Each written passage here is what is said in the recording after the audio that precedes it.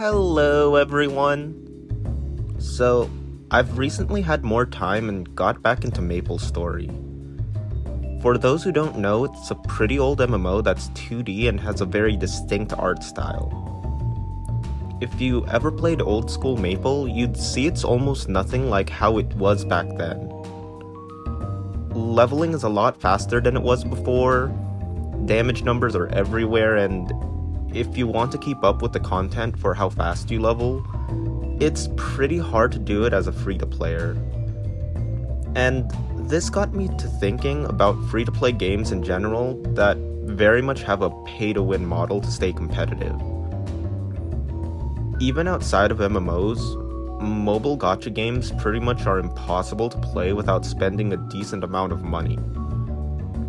In my case, Fire Emblem Heroes at least does a pretty decent job at giving pools for characters you want, granted if you do all the content each month, but even then you're more or less having to save up for banners you really want. If you're trying to get everyone on a banner, it's probably going to cost a hefty sum. Even then, universal things like power creep almost make certain that newer content or characters are just inherently better than the old ones. And I know this applies to almost any game, like for instance Yu-Gi-Oh, where newer cards are just better usually.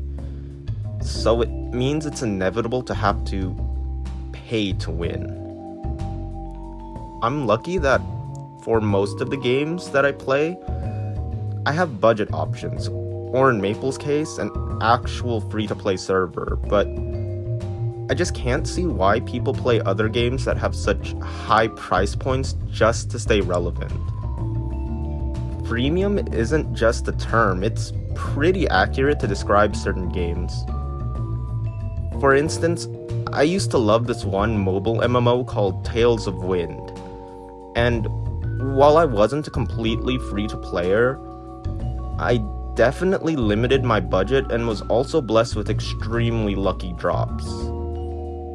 I even played the game since the day of release, but it became apparent really early on how much different the big spenders were compared to everyone else. That game displayed global ranking, and when I asked my friends who were only a few places above me, but still very much below the top ranks, they said they spent literally thousands of dollars each month just to stay where they were. And that's ridiculous. In reality, it's what got me to eventually leave that game. Like, I understand that paying for a boost should give an advantage if the game model allows it, but at some point, if that amount of money passes a certain threshold, it's inexcusable. I'm not saying that in games with pay-to-win models, free players should stand on even ground, because that's just poor business sense too. I'm just confused how people can willingly shell out that sort of money for, in all honesty, some pretty obscure games. At least with bigger titles, you have some confidence that the scene won't just suddenly die out, and all that money you spent is wasted. Anyway, these are just my thoughts on free-to-play games.